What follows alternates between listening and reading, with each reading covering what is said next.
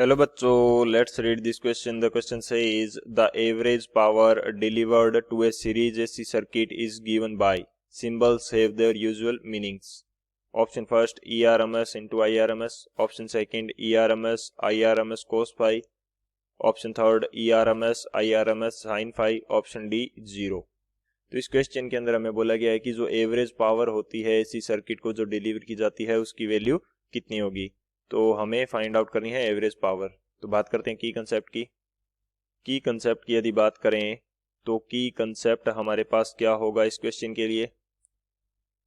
तो इसके लिए सबसे पहले हम अरेंजमेंट देख लेते हैं। जो एसी सर्किट के अंदर हमारे पास तीन कंपोनेंट्स होते हैं, resistance, L and C. L हमारे पास क्या है, एल रिप्रेजेंट कर रहा है किसी कोयल के इंडक्टेंस को, एंड जो सी है ये हमारा क्या है, कैपेसिटर है। तो इनका अरेंजमेंट किस प्रकार से होगा, यदि मैं बात करता हूं कि यहाँ मैंने क्या जोड़ रखा है, रेजिस्टर, एंड इसके बाद में सीरीज के अंदर मैंने कॉइल जोड़ रखी है, एंड उसके बाद में मेरे पास यहाँ पे कैपेसिटर लगा हुआ है, और इनको सीरीज में कंबाइन किया गया है किसी एसी सोर्स के साथ में।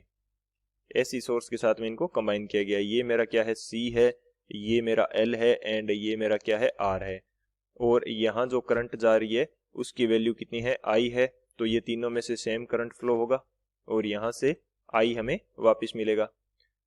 और ये जो सोर्स है ये क्या है, इसकी वोल्टेज, इंस्टेंटेनियस वोल्टेज क्या है, V note sine omega T. ये मेरे पास इसकी वोल्टेज है।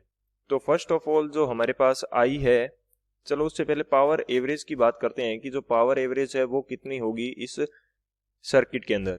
पावर एवरेज, तो पावर एवरेज की जो वैल्यू होती है हमारे पास वो कितनी होती है, ये वैल्यू हमारे पास रहती है VRMS या बोल सकते हैं ERMS। तो चलो सिंबल के अंदर कोई मिस्टेक ना हो इसलिए जो वोल्टेज है इसको मैं E से रिप्रेजेंट कर देता हूँ, E, और यहाँ पे मेरे पास हो जाएगा E नोट। तो पावर एवरेज की वैल्यू हमारे पास रहती है ERMS square into R by Z square. Z हमारे पास क्या है, टोटल इम्पीडेंस है इस सर्किट की। तो जेड की जो वैल्यू रहती है वो हमारे पास क्या रहती है, जेड रहता है हमारे पास R square plus XL minus XC whole square, and इस पूरे का क्या होता है, रूट होता है। तो यहाँ पे मैं बात कर रहा हूँ कि जो XL है इसकी वैल्यू किससे ज्यादा है, XC से ज्यादा है। यानी कि इंडक्टिव रेजिस्टेंस जो है इसकी वैल्यू ज्यादा है कैपेसिटिव रेजिस्टेंस से। तो ये हमारे पास जेड की वैल्यू रहती है। सेकेंडली हमारे पास इसके अंदर एसी सर्किट के अंदर एक पावर फैक्टर होता है, पावर फैक्टर। तो पावर फैक्टर की वैल्यू हमारे पास कितनी रहती है, इसको हम रिप्रेजेंट करते हैं cos फाई से, एंड cos फाई की जो वैल्यू रहती है ये हमारे पास रहती है R बाई जेड। आर हमारे पास क्या है, रेजिस्टेंस है, और जेड क्या हो जाएगा, टोटल इम्पीडेंस हो जाएगा। तो ये हमारे पास पावर फैक्टर रहता है। तो इन तीनों को की कंसेप्ट को यूज करते हुए हम जो पावर एवरेज है वो वैल्यू फाइंड आउट करते हैं। तो चलो बात की जाए सॉल्यूशन की। सॉल्यूशन की यदि बात करें तो सॉल्यूशन हमारे पास क्या होगा इस क्वेश्चन के लिए।